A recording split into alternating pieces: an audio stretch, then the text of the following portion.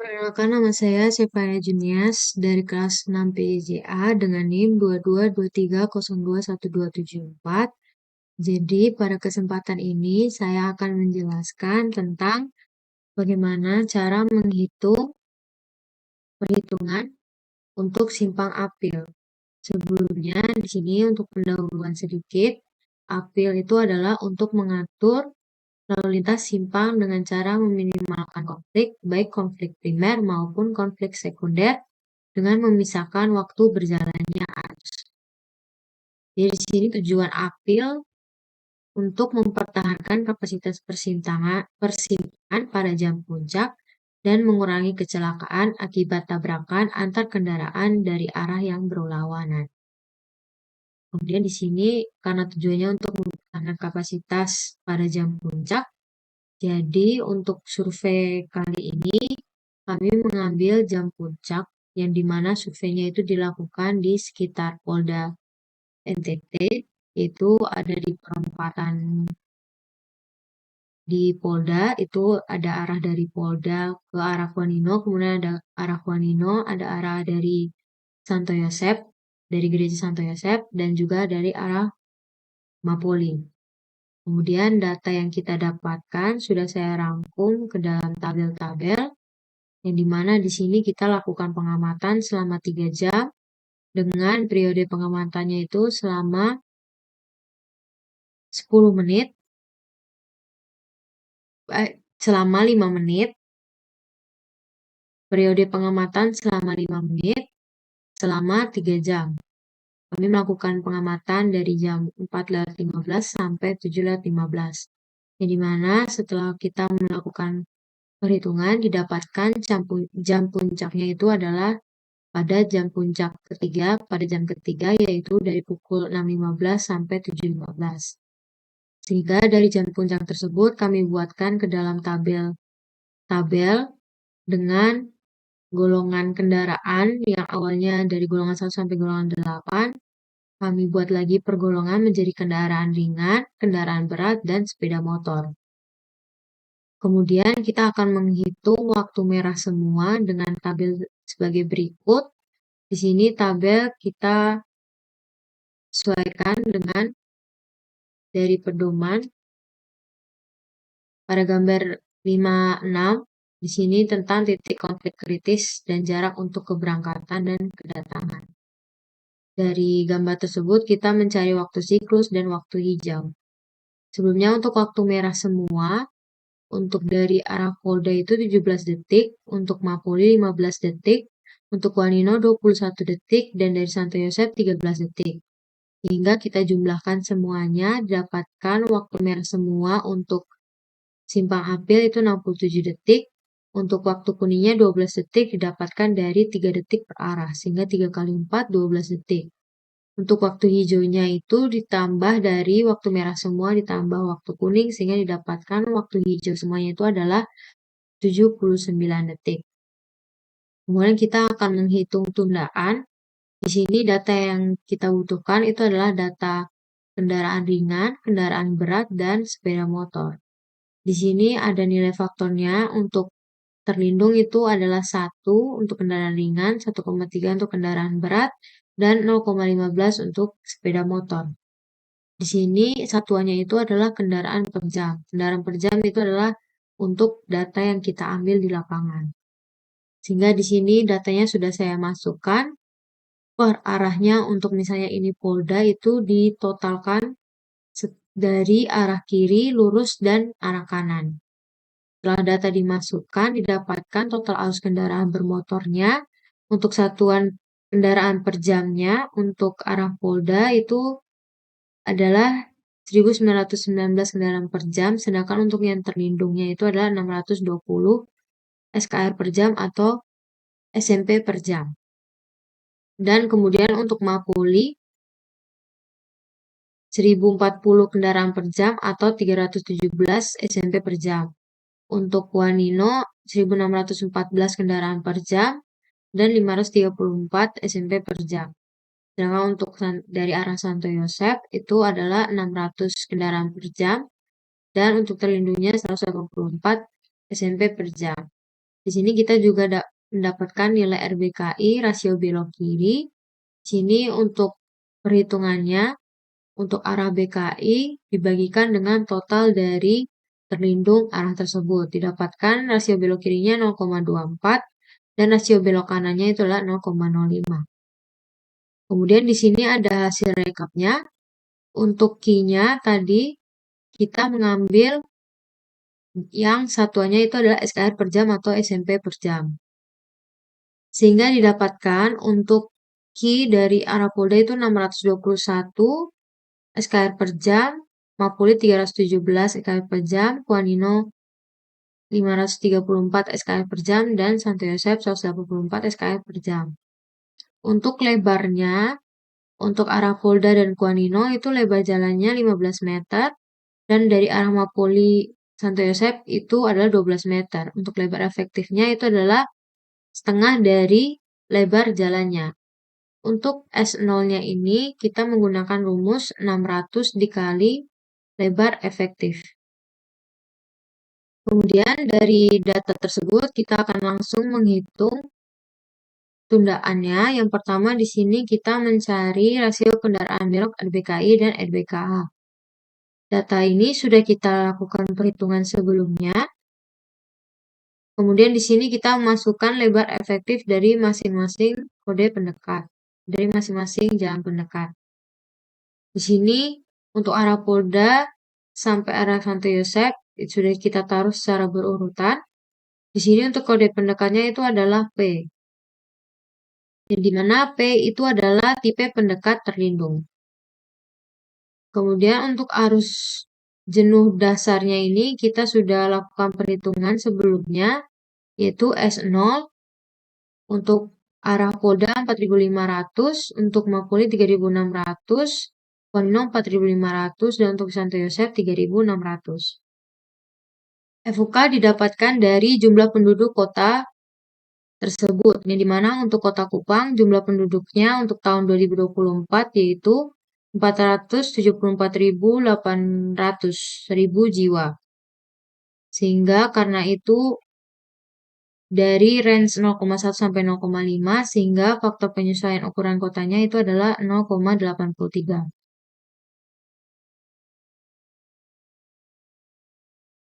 Kemudian untuk FKHS-nya ini untuk tipe pendekat itu adalah 0,95. Untuk FG-nya adalah 1, FP1, sehingga didapatkan untuk FBKA-nya itu dengan rumus 1 ditambah rasio belok kanan dikali dengan 0,26. Sedangkan untuk belok kiri itu 1 dikurangi rasio belok kiri dikali 0,16. Sehingga didapatkan untuk arus jenuh itu adalah perkalian dari arus jenuh dasar, FUK, FKHS, FG, FP, FBKA, dan FBKI. Didapatkan untuk arus jenuhnya itu dalam satuan SKR per jam dengan nilai sebagai berikut. Kemudian kita akan langsung menghitung derajat kejenuhan, yang dimana data yang kita butuhkan di sini adalah arus lalu lintas. Arus lalu lintas sudah kita rekap pada sebelumnya untuk Q dengan satuan SKR per jam. Di sini untuk rasio arusnya itu adalah arus lalu lintas dibagi dengan arus jenuh dengan satuan SKR per jam pada perhitungan sebelumnya. Sehingga didapatkan rasio arus untuk arah Polda itu 0,18, untuk arah Mapoli 0,10, untuk Kuanino 0,15, dan dari Santo Yosep 0,06. Untuk rasio fasenya kita dapatkan dari rasio arus dari satu arah dibagi jumlah dari rasio arus. Sehingga didapatkan rasio fasenya untuk Polda 0,37, untuk Mapoli 0,20, untuk Kuanino 0,31, dan untuk dari Santo Yosep 0,13. Untuk waktu hijaunya, ini waktu hijau didapatkan dari perhitungan sebelumnya, yang dimana ini kita mengambil data untuk jam kritisnya.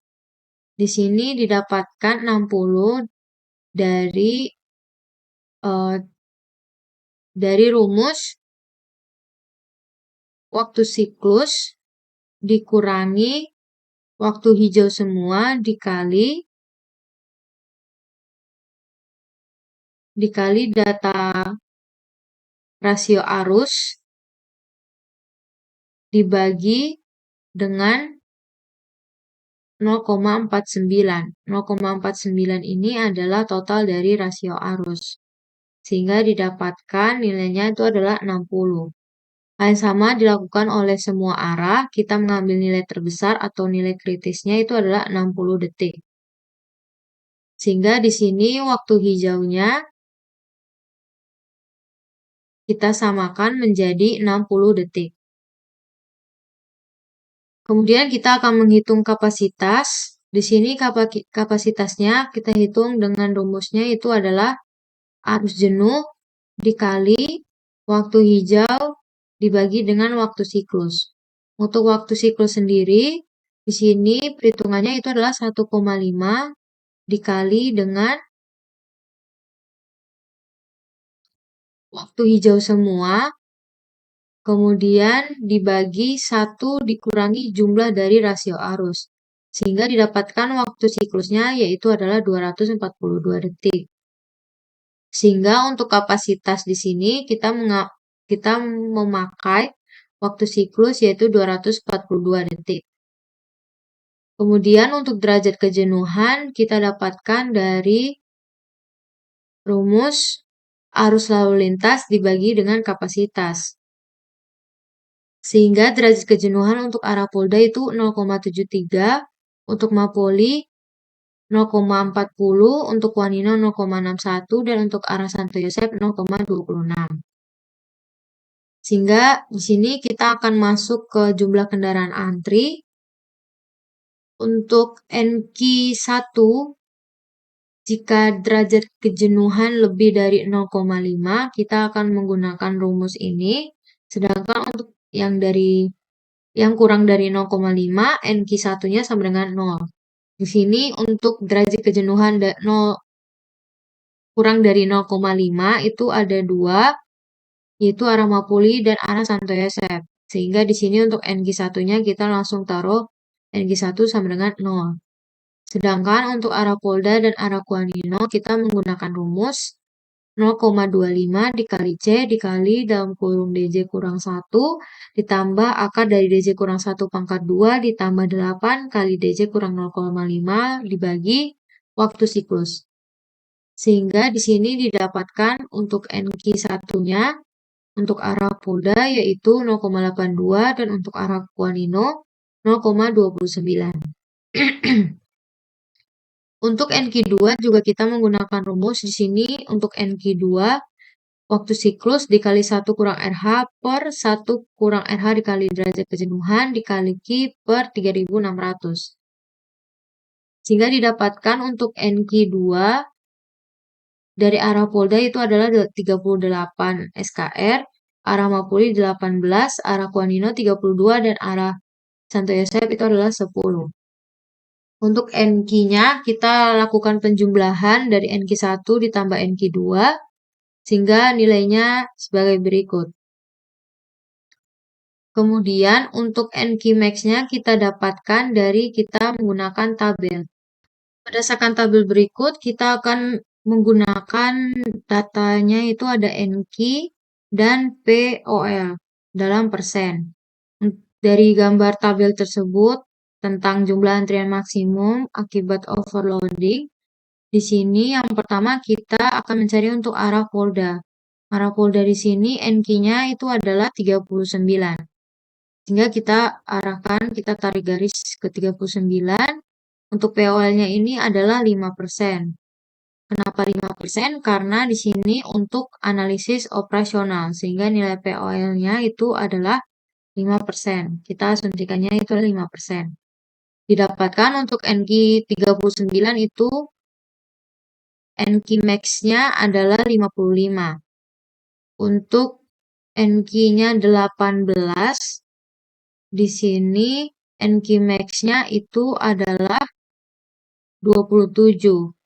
Dan yang berikutnya, kita tarik garis saja untuk NQ-nya di angka nilai NQ, dan kita sesuaikan untuk 5% di garis merah ini. Sehingga didapatkan NQ max-nya adalah sekian. Untuk panjang antrian, kita lakukan perhitungan dengan NQ dikali 20 per lebar efektif. Sehingga untuk panjang antrian Polda itu adalah 104 meter, untuk Mapolri 59 meter, untuk Wanino 86 meter, dan Yosep itu adalah 33 meter. Untuk rasio kendaraan terhenti, ini kita juga lakukan dengan melakukan perhitungan. 0,9 dikali nilai NQ dibagi arus lalu lintas dikali waktu siklus dan dikali 3.600. Sehingga hasilnya itu adalah sekian. Untuk jumlah kendaraan terhenti itu didapatkan dari Q dikali dengan rasio kendaraan terhenti. Jadi jumlah kendaraan terhenti untuk arah Polda 525 kendaraan. Kemudian untuk arah Mapolri 238, Kuanino 431, dan Santo Yosep 133 SKR. Rumus TL di sini adalah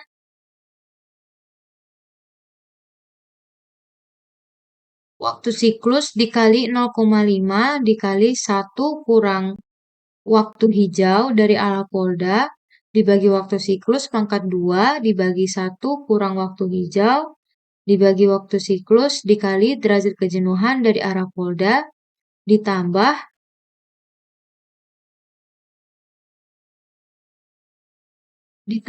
dengan NQ1 dari arah Polda dikali 3.600 dibagi waktu siklus. Sehingga tundaan lalu lintas rata-ratanya itu adalah 96 detik per SKR untuk arah Polda dan untuk arah yang lainnya. Kita lakukan perhitungan yang sama. Kemudian untuk tundaan geometri rata-rata kita pakai rumus yang ada, tapi kita samakan saja nilainya yaitu 4 untuk semua arah. Sehingga tundaan rata-ratanya itu didapatkan dari tundaan lalu lintas rata-rata ditambahkan tundaan geometri rata-rata.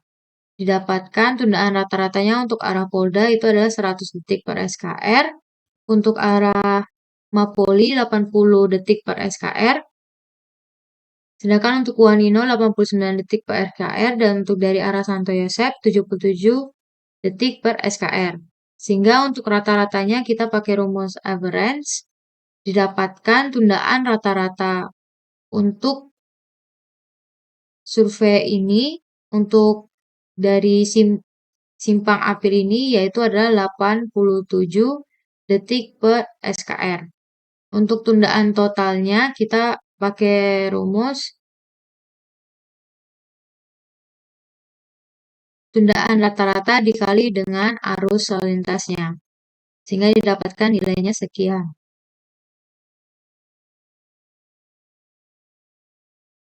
Kemudian kesimpulannya, di sini kita akan menentukan tingkat pelayanan, yang mana tingkat pelayanannya itu ada dua, ada tergantung fasilitas dan tergantung arus. Untuk tergantung fasilitas, dengan tundaan kendaraannya itu ada 87 detik per SKR, sehingga di sini untuk dalam tabel ini, tundaan lebih dari 60 detik per kendaraan itu tingkat pelayanannya F, yang dimana F itu adalah arus yang dipaksakan atau macet, kecepatan rendah, V di atas kapasitas, antrian panjang, dan terjadi hambatan-hambatan yang besar. Yang dimana batas lingkupnya itu adalah lebih dari 1. Sekian dari penjelasan saya, jika ada kesalahan mohon dimaafkan. Sekian dan terima kasih.